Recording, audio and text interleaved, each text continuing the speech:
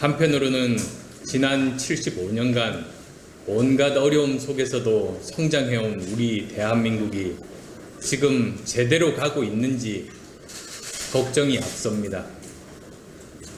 안타깝게도 지금 여러 상황을 종합해 보면 대한민국은 제대로 된 미래가 아닌 잘못된 과거를 답습하고 있습니다.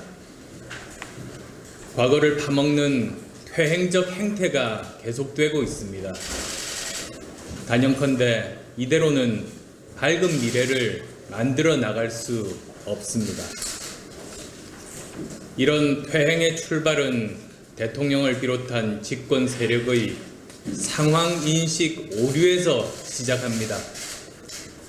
문재인 대통령의 집값이 안정돼 간다는 달나라 대통령 같은 발언으로 수많은 국민들이 분통을 터뜨렸습니다.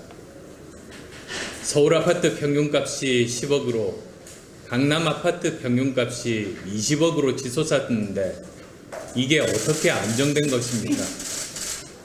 보통 사람들이 자기 집 마련할 꿈도 못 갖게 된 것은 누구 책임입니까? 기적 같은 경제 선방을 자랑하는데 국민들은 왜 이렇게 살기 어렵습니까?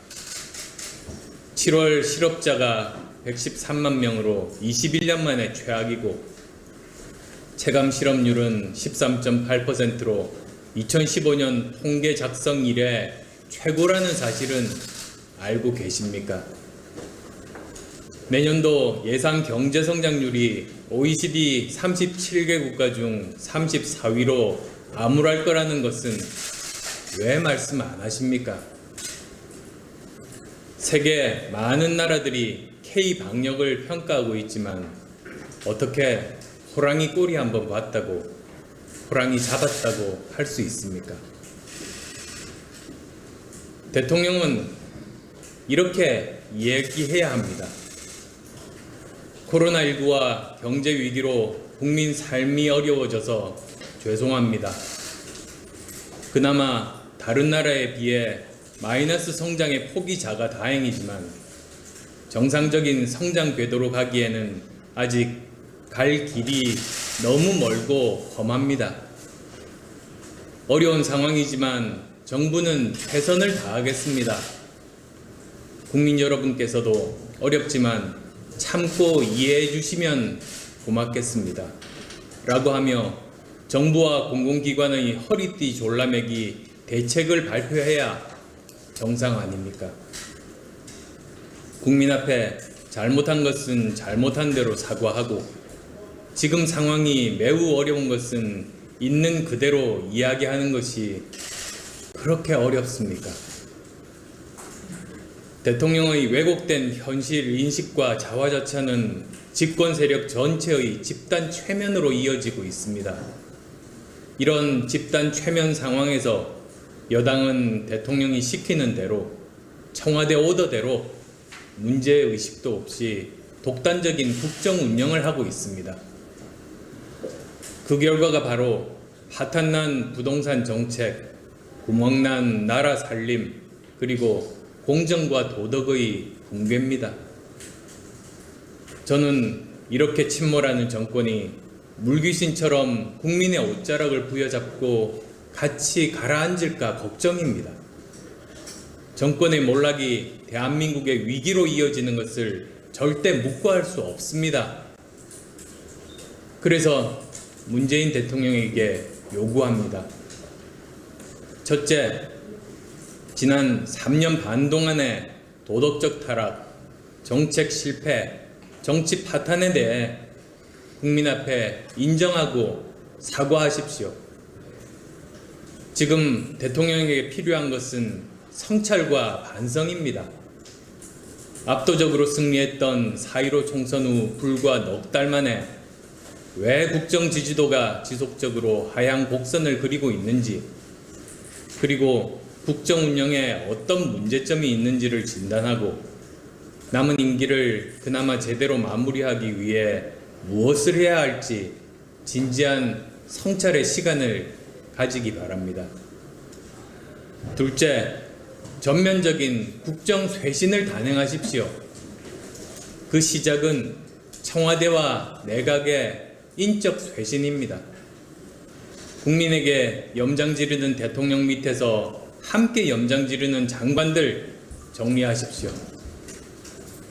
23타수 무안타, 타율 0할 0푼 0리, 국민 분노 유발지수 1위인 국토교통부 장관, 자기 정치하며 관심 호소하느라 정신없는 국민 분노 유발지수 2위의 법무부 장관, 코로나 극복 영웅들을 욕보인 보건복지부 장관, 안보 불안 야기하는 국방부 장관, 경제 위기 상황에서 무엇을 하는지 알 수 없는 기획재정부 장관, 부하 직원 하나 정리 못해 국제적으로 나라 망신시킨 외교부 장관, 스스로 부처 존재 이유를 부정하는 여성가족부 장관 등을 포함한 전면 개각을 단행해야 합니다.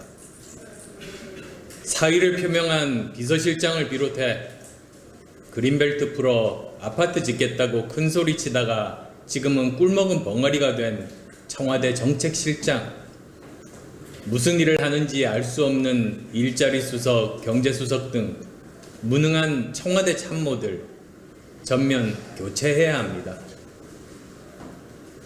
셋째, 국정운영 기조의 대전환을 선언하고 진정한 협치를 약속하십시오. 지금 대한민국이 안고 있는 경제, 외교, 안보, 사회 갈등 등 여러 어려움과 난제들은 함께 머리를 맞대고 풀어가야 할 사안들입니다. 국민들께서 현 정부 여당이 좋아서 지지했든 아니면 제1야당이 시원치 않아서 지지했든 일단 권력을 쥐었으면 품위 있게, 절제 있게 사용해야 합니다. 그래야 야당도 호응하고 국민들도 계속 지지해 주실 겁니다. 그러나 이 정권이 4.15 총선 승리 이후 보여지는 행태와 모습은 아무 노력 없이 벼락부자가 된 졸부의 천박한 교만함 그 자체입니다. 왜 국민 40% 이상의 지지를 받은 야당들에게 손을 내밀지 않습니까? 왜 조야 현인들의 말에 귀 기울이지 않습니까? 국민을 위해 야당에게, 민간 전문가에게 고개 숙이는 것은 절대 부끄러운 일이 아닙니다. 널리 고견을 듣고 버선발로 찾아다니며 협조를 구한다면 어느 누구도 국정에 대한 협조를 마다할 이유가 없습니다. 이상 말씀드린 세 가지에 대해 대통령께서 깊이 숙고하여 받아들여 주시기 바랍니다. 현 정권이 완전히 침몰하는 것을 막기 위한 일이며 나라와 국민을 위한 일이기 때문입니다. 거듭 강조하지만 권력을 휘두른다고 세상 일이 권력 뜻대로 되지 않습니다. 카드 돌려막기는 한 가정의 경제를 파탄내지만 사람 돌려막기는 국가 전체를 파탄냅니다.